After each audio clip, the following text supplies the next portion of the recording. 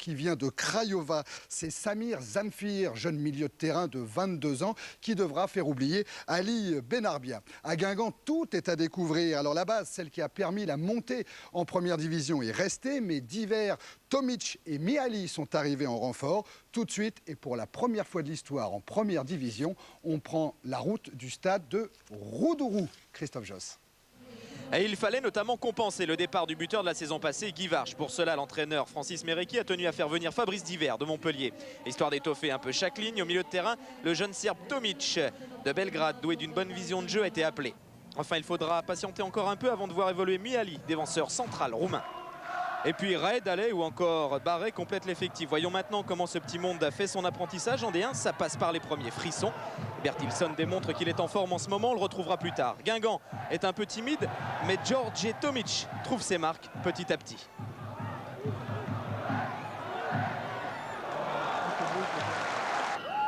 Martigues, de son côté, a déjà effectué son apprentissage de la première division et sait par exemple que ce genre de coup franc peut apporter le danger. Illustration avec cette frappe violente de Romano. Mais c'est surtout une minute après ce coup franc que Guingamp frémit. Bertilsson, très en verve en ce début de rencontre, échappe complètement au marquage breton. Seul manque l'efficacité.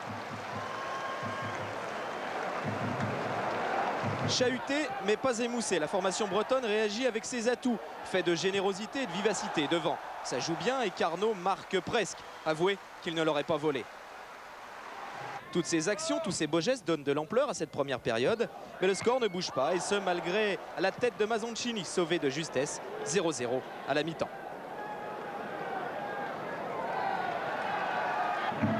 Nourris d'une foule de bonnes intentions, les joueurs de Guingamp attaquent très vite la deuxième période. Et il ne faut attendre que 7 minutes pour voir Fabrice Divert, Rouxel et compères semer la zizanie dans le camp martégal. Les efforts du joueur prêté par Montpellier sont récompensés. Il marque le premier but du club en première division. Historique.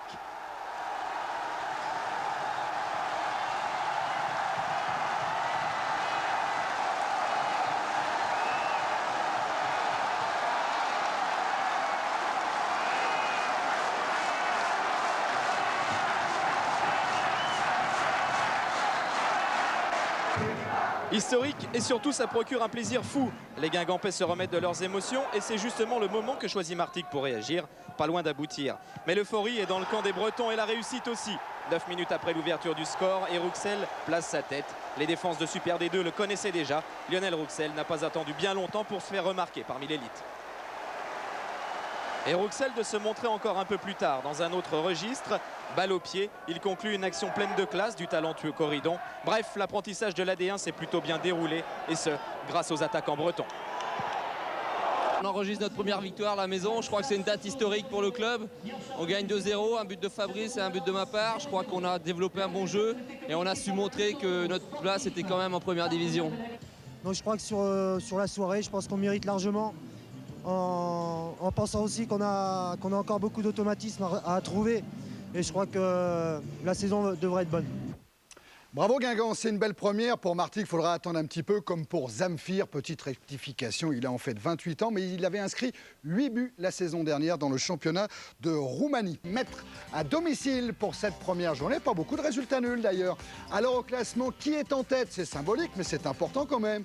C'est Cannes qui est le premier leader grâce à une meilleure différence de buts. Le premier leader de ce championnat 95-96. A contrario, qui est dernier?